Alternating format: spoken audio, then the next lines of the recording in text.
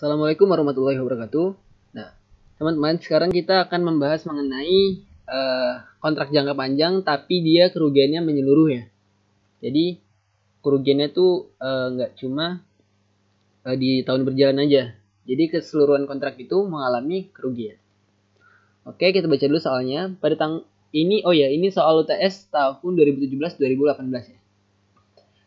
Pada 7 April 2016, PT Ksatria mengerjakan proyek pembuatan jembatan untuk PT Suci dengan total kontrak 49,5 miliar. 49.500.000 ya. Nah, berarti kita input langsung di sini ya, kontraknya.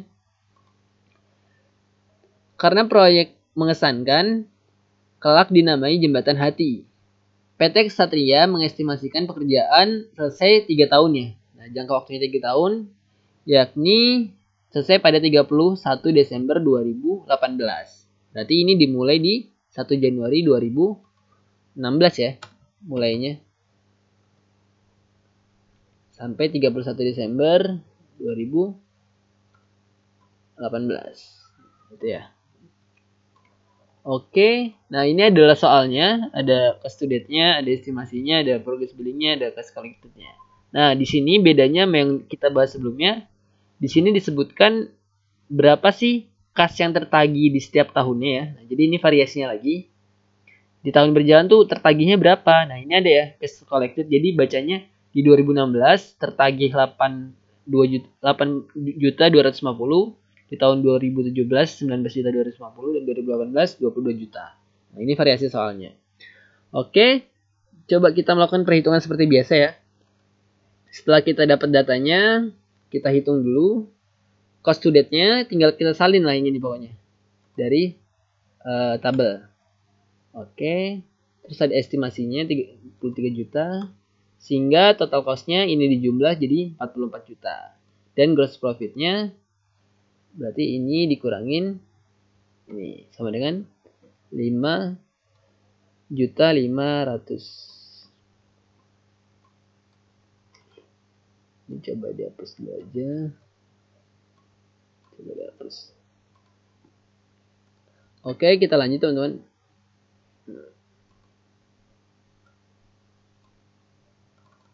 Nah, di tahun 2017, cost to date-nya berapa? Nah, cost to date-nya ini ya. Yang ini, kan? Estimasinya yang ini, sehingga totalnya, berarti total estimasi cost-nya berapa? Segini ya. 50, 115, 750. Estimasi gross profit-nya berarti 49 juta ini dikurangin dengan 50 juta 115. Nah, di sini terjadi kerugian teman-teman. Jadi di 2017 ini terjadi kerugian. Nah, ini yang menjadi dasar kita nanti untuk menghitungkan berapa sih kerugian yang dicatat di jurnal gitu ya. Oke, lanjut di 2018. Cost to date berapa di sini? Di sini cost to date 50, 115, 750. Terus ada estimasinya 0. Sehingga totalnya di sini juga 50, 115, 50. Sini 0 ya. Persentasenya coba kita hitung. Cost to date dibagi dengan estimate. Total estimasi 64% dan ini 100% pasti.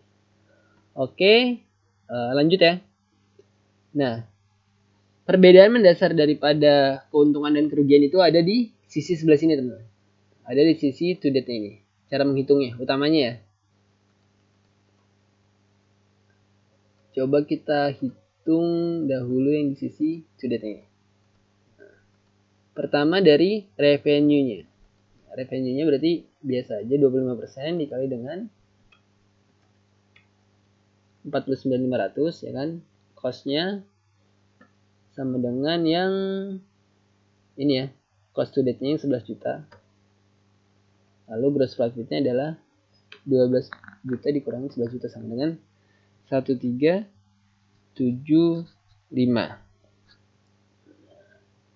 Di sini untuk tahun sebelumnya berarti tinggal kita anggap 0 semua ya. Karena emang dia 0 nilainya. Currency-nya berarti ini dikurangin ini. To date dikurangin tahun lalu. Oke, nah di tahun 2017 ini Ini 2016, ini 2017. Yang menjadi perhitungan kita untuk menghitung kerugian, teman-teman, di tahun 2017 ini. Oke, nah caranya agak unik, teman-teman. Jadi kita menentukan dulu nih, berapa sih besaran kerugiannya. Nah, ini ya. Jadi kita salin dulu yang ini.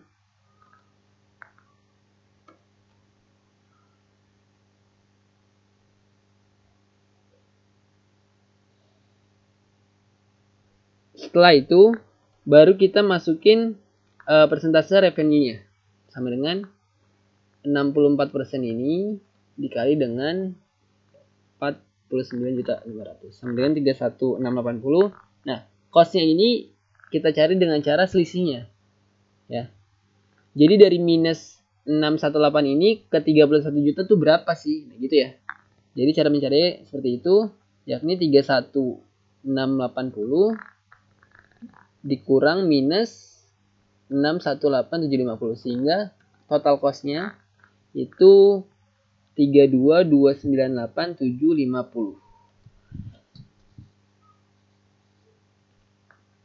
Oke, untuk tahun lalunya kita salin yang ini aja. Kita turunin nilainya. Untuk current share-nya juga kita cari selisihnya aja. Ya, selisih antara 31 juta dikurang ini, 32 dikurang ini, dan minus ini dikurang ini. Nah, di sini di tahun berjalan ya, totalnya dia mengakui kerugian sebanyak 1.993, teman-teman. Karena apa? Karena posisi sebelumnya kan ada keuntungan nih. Ya, posisi keuntungan sebelumnya itu kan ada keuntungan 1,375 juta. Sehingga posisi sekarang itu, tapi posisi sekarang itu 618.750. Nah, berarti kita harus mengakui total kerugian itu sebesar selisihnya, yakni 1.375 dikurangin dengan 618.750. Atau pakai yang ini juga bisa. 1.375 ini dikurangin 618.750. Sama dengan kerugiannya ada ini 1993. Sorry. Ini aja ya, berarti 618.750 dikurangin ini 1375. Sama dengan minus 1993.750. Nah, dan yang terakhir ini tinggal kita hitung seperti biasa, revenue-nya berarti persentasenya 100% dikali dengan ini ya, 4.500.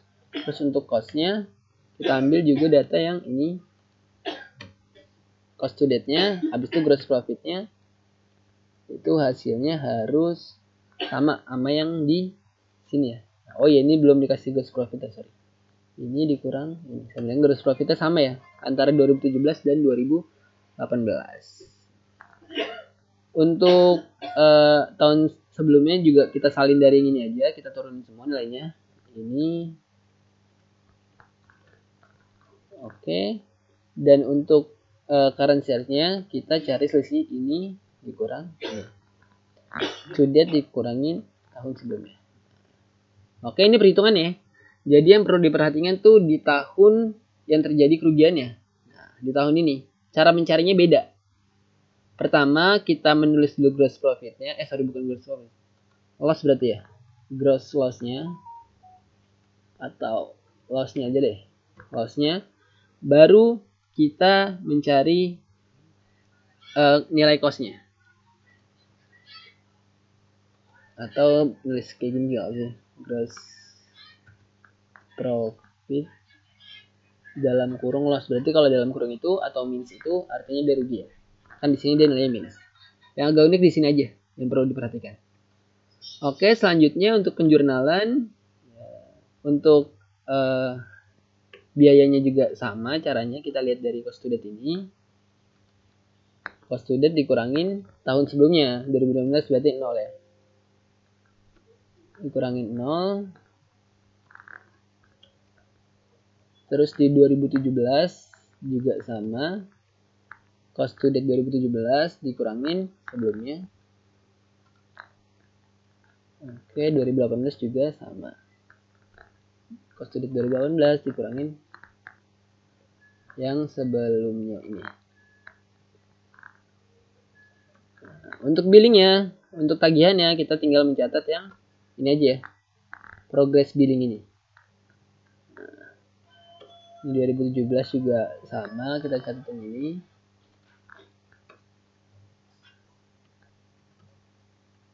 juga sama, kita catat yang ini.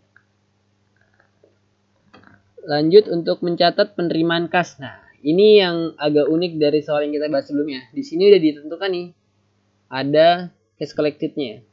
Ya. Jadi di tahun yang bersangkutan, meskipun tagihannya 9.900.000, ternyata kas yang diterima cuma 8.250.000. Begitu pula tahun selanjutnya.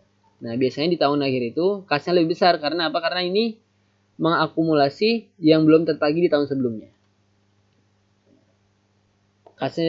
Kas pada kontrak receivable kita tinggal nyalin yang ini, cash collected 2015, terus 2017 juga ini, 2018 juga ini. Oke, selanjutnya mengakui adanya revenue and gross profit.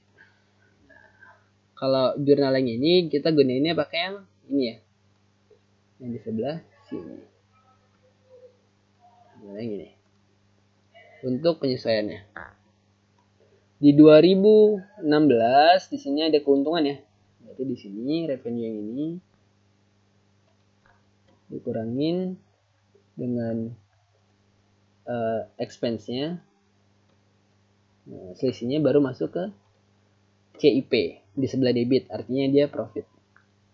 Selanjutnya di tahun 2017 nih, nah dia ada kerugian nih sebanyak 618.750. Yang kita catat juga yang ini aja, yang current share-nya aja.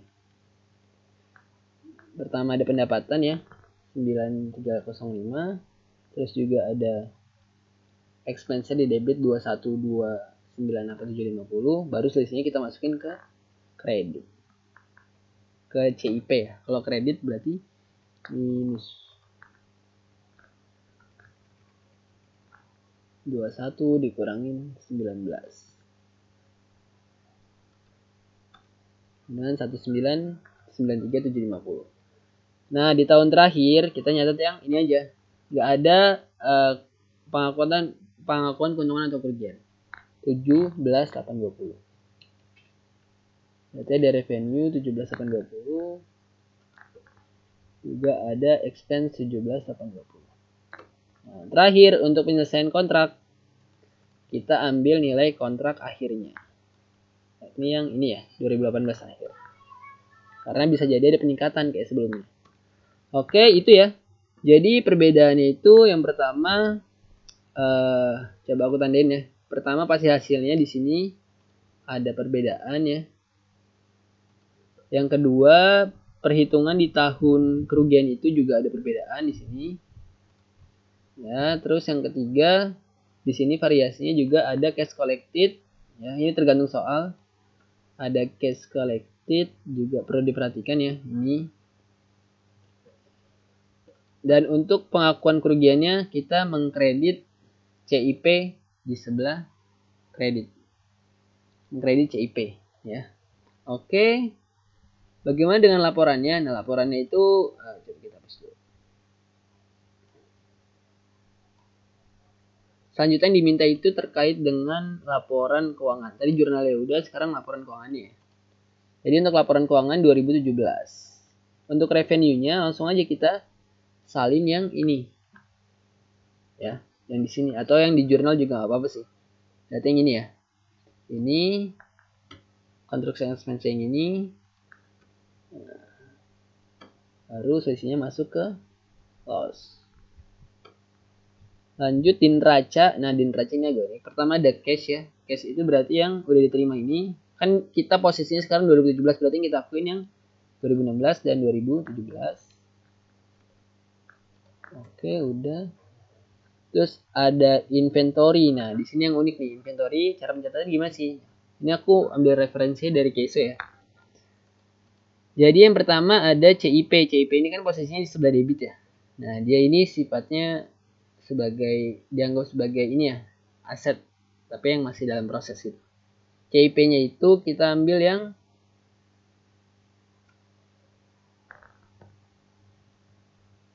ini ditambah ini ya. Terus cari yang rugi tadi. Oh, ditambah ini juga. Dikurang berarti yang ini. Tambah ini dikurang yang ini, yang kerugian 2017. Sama dengan 31.475.250. Sedangkan untuk billingnya kita catat yang tagihannya. Ini tambah dengan yang ini. Sama dengan 363.300. Nah, selisihnya baru kita akuin sebagai ini, cost and biaya dan pengakuan dari profit. Di sini posisinya dia minus. Karena apa? Karena posisinya di minus ya. Atau kredit. Nah, lanjut untuk AR-nya. AR-nya itu berarti ini yang udah kita tagihkan tadi. Ini ditambah ini dikurang yang udah diterima. Ini dikurang yang ini. Yang udah ditagihkan tadi. Jadi yang dikirim tagihannya sama yang kasih udah diterima. Oke. Sama dengan 88. Sehingga totalnya adalah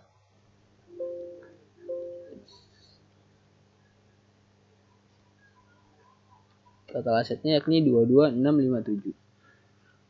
Oke, itu terkait zero profit. Terkait dengan kerugian menyeluruh menggunakan percentage completed ya.